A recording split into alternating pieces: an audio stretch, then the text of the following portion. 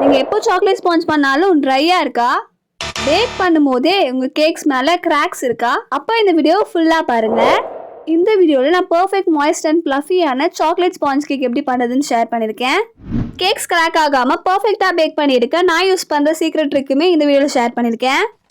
So கண்டிப்பாக இந்த video யூஸ்ஃபுல்லாக இருக்கும். ஸ்கிப் பண்ணாமல் ஃபுல்லாக பாருங்கள். இன்னும் சப்ஸ்கிரைப் பண்ணலாம், சப்ஸ்கிரைப் பண்ணிட்டு வாங்க வீடியோக்குள்ளே போகலாம். ஸ்பாஞ்ச் கேக் பண்ணுறதுக்கு முன்னாடி எப்பயும் போல் டின்னில் பார்ச்மெண்ட் பேப்பர் போட்டு எடுத்துக்கலாம். நான் இன்றைக்கி இந்த ஸ்பாஞ்ச் கேக்கை 5 inch ரவுண்ட் டின்னில் தான் பேக் பண்ணி எடுத்திருக்கேன். இப்போ நான் கட் பண்ண மாதிரியே பார்ச்மெண்ட் பேப்பர் கட் பண்ணி எடுத்துகிட்டு இந்த மாதிரி மார்க் பண்ணிக்கோங்க. டின் சைஸ்க்கு ஏற்ற மாதிரி பென்சில் யூஸ் பண்ணி இந்த மாதிரி மார்க் பண்ணதுக்கப்புறமா அதை நம்ம கட் பண்ணி எடுத்துக்கலாம். நைஃப் ஆர் சிசர் யூஸ் பண்ணி நம்ம மார்க் பண்ணதை கட் பண்ணி எடுத்துக்கலாம். இப்போ பார்ச்மெண்ட் பேப்பர் கரெக்டாக சைஸில் கட் பண்ணி எடுத்தாச்சு. இப்போ நான் டின்னில் கொஞ்சமாக ஆயில் அப்ளை பண்ணிவிட்டு அதுக்கப்புறமா பார்ச்மெண்ட் பேப்பர் ப்ளேஸ் பண்ணிக்கிறேன். நீங்கள் ஆயிலுக்கு பதிலாக பட்டர் கூட அப்ளை பண்ணிக்கலாம். பட்டர் ஒரு ஆயில் அப்ளை பண்ணதுக்கப்புறமா டின்னில் பார்ச்மெண்ட் பேப்பர் போட்டு எடுத்துக்கிறேன். இப்போ நம்மளோட டின் ரெடியாக இருக்குது. இப்போ பேட்டர் பண்ண ஸ்டார்ட் பண்ணலாம். பேட்டர் பண்ணுறதுக்கு ஃபர்ஸ்ட் ஒரு க்ளீனான பவுல் எடுத்திருக்கேன். இதில் நம்ம ட்ரை இன்க்ரீடியன்ஸ் எல்லாமே சலிச்சு ஆட் பண்ண போகிறோம். அதனால ஒரு சல்லடை வச்சுருக்கேன். இப்போ நம்ம ட்ரை இன்க்ரீடியன்ஸ் ஆட் பண்ணலாம். 1/2 cup maida, 2 tablespoon cocoa powder, 1/2 teaspoon baking powder, 1/8 teaspoon baking soda, இது எல்லாத்தையுமே ஆட் பண்ணிக்கோங்க.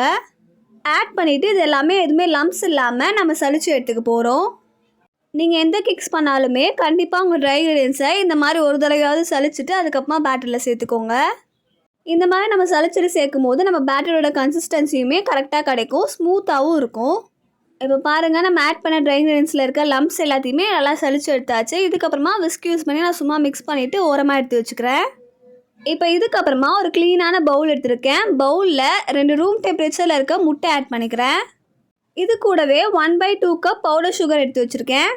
இப்போ பீட்டர் யூஸ் பண்ணி முட்டையை பீட் பண்ணிவிட்டு கொஞ்சம் கொஞ்சமாக நம்ம எடுத்து வச்சுருக்க பவுடர் சுகரை இதில் ஆட் பண்ணி நல்லா ஃப்ளஃபியாக மிக்ஸ் பண்ணி எடுத்துக்கலாம். எடுத்தோடனே சுகர் ஆட் பண்ணி பீட் பண்ணாமல் ஃபஸ்ட்டு முட்டையை இந்த மாதிரி பீட் பண்ணிவிட்டு அதுக்கப்புறமா கொஞ்சம் கொஞ்சமாக பவுடர் சுகர் ஆட் பண்ணி நம்ம மிக்ஸ் பண்ணி எடுத்துக்க போகிறோம். நீங்கள் பீட்டர் இல்லைனா இதை விஸ்க் யூஸ் பண்ணியுமே பண்ணலாம். பட் நீங்கள் விஸ்க் யூஸ் பண்ணி பண்ணும்போது கொஞ்சம் டைம் ஆகும். இப்போ முட்டையை கொஞ்சம் நல்லா பீட் பண்ணி எடுத்தாச்சு. இதுக்கப்புறமா கொஞ்சமாக பவுடர் சுகர் ஆட் பண்ணிக்கிறேன். பவுடர் சுகர் ஆட் பண்ணி உடனே ஆன் பண்ணி பீட்டரை மிக்ஸ் பண்ணாமல் ஃபஸ்ட்டு ஆஃப் பண்ணிவிட்டு இந்த மாதிரி மிக்ஸ் பண்ணி எடுத்துக்கோங்க. அதுக்கப்புறமா பீட்டர் ஆன் பண்ணி மிக்ஸ் பண்ணுங்கள். நீங்கள் ஃபஸ்ட்டே ஆன் பண்ணி மிக்ஸ் பண்ணிங்கன்னா உங்களோட பவுடர் சுகர் எல்லாமே பவுலை விட்டு வெளியே தெரிச்சிடும். அதனால் ஃபஸ்ட்டு ஆன் பண்ணி மிக்ஸ் பண்ணாமல் ஆஃப் பண்ணி மிக்ஸ் பண்ணிவிட்டு அதுக்கப்புறமா ஆன் பண்ணி மிக்ஸ் பண்ணிக்கோங்க. இப்போ பீட்டர் யூஸ் பண்ணி கொஞ்ச நேரம் மிக்ஸ் பண்ணிவிட்டு ஸ்பேச்சுலா யூஸ் பண்ணி சைஸில் இருக்க சுகர் எல்லாமே நல்லா பார்த்திங்கன்னா எடுத்து விட்டுட்டு அதுக்கப்புறமா திரும்ப பீட்டர் யூஸ் பண்ணி மிக்ஸ் பண்ணி எடுத்துக்கலாம். நீங்கள் இந்த மாதிரி ஸ்பேச்சுலா யூஸ் பண்ணி எடுத்து விடாமல் அப்படியே மிக்ஸ் பண்ணிங்கன்னா நிறைய சுகர் பார்ட்டிகல்ஸ் வந்து நம்ம பேட்டரில் அப்படியே பார்த்திங்கன்னா இருக்கும். அதனால் கண்டிப்பாக ஸ்பேச்சுலா யூஸ் பண்ணி ஒரு தடவை மிக்ஸ் பண்ணிவிட்டு அதுக்கப்புறம் பீட்டர் யூஸ் பண்ணி மிக்ஸ் பண்ணுங்கள். இப்போ இதே மாதிரியே நம்ம எடுத்து வச்சுருந்த பவுடர் சுகர் ஃபுல்லாத்தையும் ஆட் பண்ணிவிட்டு முட்டையையும் பவுடர் சுகரையும் நல்லா மிக்ஸ் பண்ணி எடுத்துக்கலாம். நான் ஃபஸ்ட்டே சொன்ன மாதிரி ஸ்பேச்சுலா யூஸ் பண்ணி அப்போ மிக்ஸ் பண்ணிக்கோங்க. அப்போ தான் நம்ம பவுடர் சுகர் அண்ட் முட்டை நல்லா பீட் ஆகி கிடைக்கும். இப்போ பாருங்கள், நம்ம பவுடர் சுகர் அண்ட் முட்டை வந்து நல்லா பீட் ஆகி கிடச்சிருச்சு. இந்த அளவுக்கு பீட் ஆகி கிடச்சா போதும். இப்போ இது கூட 2 tablespoon ஆயில் ஆட் பண்ணியிருக்கேன். நான் இன்றைக்கி வாசனை இல்லாத ரீஃபைண்ட் ஆயில் தான் ஆட் பண்ணியிருக்கேன். நீங்களுமே வாசனை இல்லாத ஆயிலை ஆட் பண்ணிக்கோங்க. இப்போ ஆயில் ஆட் பண்ணிவிட்டு விஸ்க் யூஸ் பண்ணி நான் ஜென்டலாக மிக்ஸ் பண்ணி எடுத்துக்கிறேன். நம்ம ஆட் பண்ண ஆயிலை நம்ம ஃபுல்லாக மிக்ஸ் பண்ணி எடுக்க முடியாது. ட்ரை இன்க்ரீடியன்ஸ் ஆட் பண்ணி மிக்ஸ் பண்ணும்போது அதுவே மிக்ஸ் ஆகிடும். சும்மா ஜென்டலாக மிக்ஸ் பண்ணி எடுத்துக்கோங்க. இப்போ இதுக்கப்புறமா 1/4 கப் பால் எடுத்திருக்கேன். பால் நான் ஆல்ரெடி காசி ஆற வச்சுருக்கேன். இப்போ நம்ம ஆல்ரெடி சலிச்சு வச்சுருந்த ட்ரை இன்க்ரீடியன்ஸை கொஞ்சம் கொஞ்சமாக ஆட் பண்ணி நம்ம எடுத்து வச்சுருந்த பாலையுமே கொஞ்சம் ஆட் பண்ணி நல்லா மிக்ஸ் பண்ணி பேட்டர் கன்சிஸ்டன்சிக்கு கொண்டு வர போகிறோம். பாலை மொத்தமாக ஃபஸ்ட்டே சேர்த்துடாமல் ஃபஸ்ட்டு கொஞ்சம் ட்ரை இன்க்ரீடியன்ஸ் ஆட் பண்ணிவிட்டு கொஞ்சம் பால் ஊற்றி மிக்ஸ் பண்ணிக்கோங்க. அது நல்லா மிக்ஸ் ஆகி கிடச்சதுக்கப்புறமா திரும்பவும் கொஞ்சம் ட்ரை இன்க்ரீடியன்ஸ் ஆட் பண்ணி பால் ஆட் பண்ணி ஃபுல்லாக பேட்டரை மிக்ஸ் பண்ணி எடுத்துக்கலாம். நீங்கள் ஃபஸ்ட்டே பால் ஆட் பண்ணி மிக்ஸ் பண்ணிக்கிட்டிங்கன்னா பேட்டரோட கன்சிஸ்டன்சி ரொம்ப லிக்விட் ஆகிடும். அதனால் இந்த மாதிரி மிக்ஸ் பண்ணி எடுத்துக்கோங்க. நம்ம இந்த மாதிரி மிக்ஸ் பண்ணி எடுக்கும் போது நம்மளுக்கு மிக்ஸ் பண்ணுறதுக்குமே ரொம்ப ஈஸியாக இருக்கும். உங்களுக்கு இதே மாதிரி இந்த சாக்லேட் கேக்கோட ஃபுல் ரெசிபி வேணும்னா கண்டிப்பாக கமெண்ட்டில் சொல்லுங்கள். இந்த சாக்லேட் கேக்கு தேவையான சாக்லேட் க்ரீம், அதுக்குள்ளே சோக் பண்ணுற சிரப் எல்லாமே எப்படி பண்ணுறது அப்படின்னு சொல்லிட்டு நான் டீட்டெயிலான வீடியோ அப்லோட் பண்ணுறேன். ஸோ கண்டிப்பாக அந்த வீடியோ வேணும்னா கமெண்ட்டில் சாக்லேட் கேக்குன்னு டைப் பண்ணுங்கள். அண்ட் நீங்கள் ஒரு ஹோம் பேக்கர் இல்லை ப்ரௌனி பிஸ்னஸ் பண்ணிட்டுருக்கீங்க அப்படின்னா நான் ரீசெண்டாக அப்லோட் பண்ணியிருக்க வீடியோ செக் பண்ணி பாருங்கள். கண்டிப்பாக அந்த லாங் வீடியோ உங்களுக்கு யூஸ்ஃபுல்லாக இருக்கும். உங்களுக்கு இந்த மாதிரி வேறு என்ன ரெசிபி வேணும் அப்படின்றதையுமே கண்டிப்பாக கமெண்ட்டில் சொல்லுங்கள். இப்போ ட்ரை இன்க்ரீடியன்ட்ஸ் பால் இது எல்லாத்தையுமே நம்ம ஆட் பண்ணி நல்லா மிக்ஸ் பண்ணி எடுத்தாச்சு. நம்மளோட பேட்டரோட கன்சிஸ்டன்சி இந்த மாதிரி இருக்கணும். ரொம்ப லிக்விடாகவும் இருக்கக்கூடாது, ரொம்ப திக்காகவும் இருக்கக்கூடாது. இதுதான் பார்த்தீங்கன்னா பர்ஃபெக்ட் கன்சிஸ்டன்சி. இப்போ இது கூட நம்ம எசன்ஸ் ஆட் பண்ண போகிறோம். நான் இன்றைக்கி ஃபியூ ட்ராப்ஸ் வெனிலா எசன்ஸ் தான் ஆட் பண்ணியிருக்கேன். உங்களுக்கு வேணும்னா நீங்கள் சாக்லேட் எசன்ஸுமே ஆட் பண்ணிக்கலாம். எசன்ஸ் ஆட் பண்ணிவிட்டு கட் அண்ட் ஃபோல்ட் மெத்தடில் மிக்ஸ் பண்ணி எடுத்துக்கிறேன். இப்போ பாருங்கள் நம்ம பேட்டர் பர்ஃபெக்டாக ரெடியாகி கிடச்சிருச்சு. இப்போ இந்த பேட்டரை நம்ம டின்னுக்கு ட்ரான்ஸ்ஃபர் பண்ணிக்கலாம். இப்போ நம்ம ஆல்ரெடி பாஸ்மெண்ட் பேப்பர் போட்டு இந்த டின்னில் பேட்டரை ட்ரான்ஸ்ஃபர் பண்ணிக்கலாம்.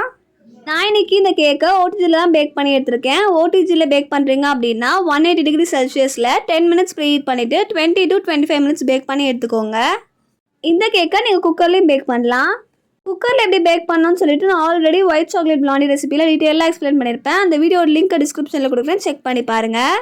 பேட்டர் ஆட் பண்ணிவிட்டு டூத் பிக் இன்சர்ட் பண்ணி இந்த மாதிரி ஏர் பபிள்ஸ் ரிலீஸ் பண்ணி விட்டுக்கிட்டேன். இப்போ இதை பேக் பண்ணி எடுத்துடலாம். ஃபஸ்ட்டே சொன்ன மாதிரி நீங்கள் பேக் பண்ணி எடுக்கும் போது உங்கள் கேக்ஸ் கிராக் ஆகாமல் இருக்கணும் அப்படின்னா இந்த ட்ரிக்கை ஃபாலோ பண்ணி பாருங்கள்.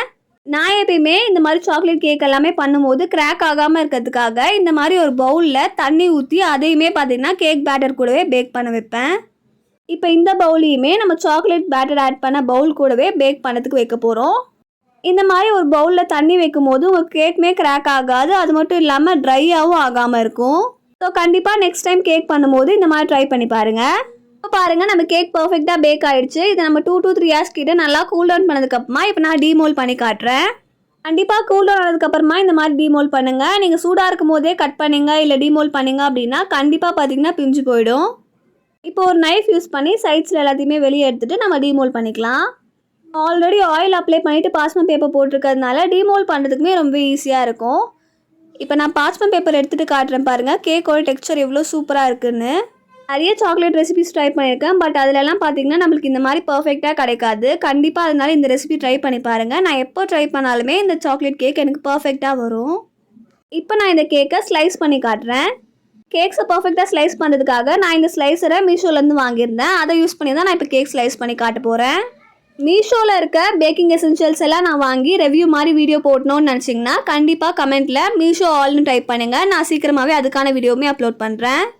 இப்போ பாருங்கள் நம்ம கேக் எவ்வளோ ஸ்பாஞ்சியாக பர்ஃபெக்டாக பேக் ஆகி கிடச்சிருக்குன்னு. நீங்கள் ஒரு பிகினராக இருந்தால் கூட கண்டிப்பாக இந்த ஸ்பாஞ்ச் கேக் ரெசிபி ட்ரை பண்ணி பாருங்கள். உங்களுக்குமே இந்த மாதிரி பர்ஃபெக்டான சாக்லேட் ஸ்பாஞ்ச் கேக் கிடைக்கும்.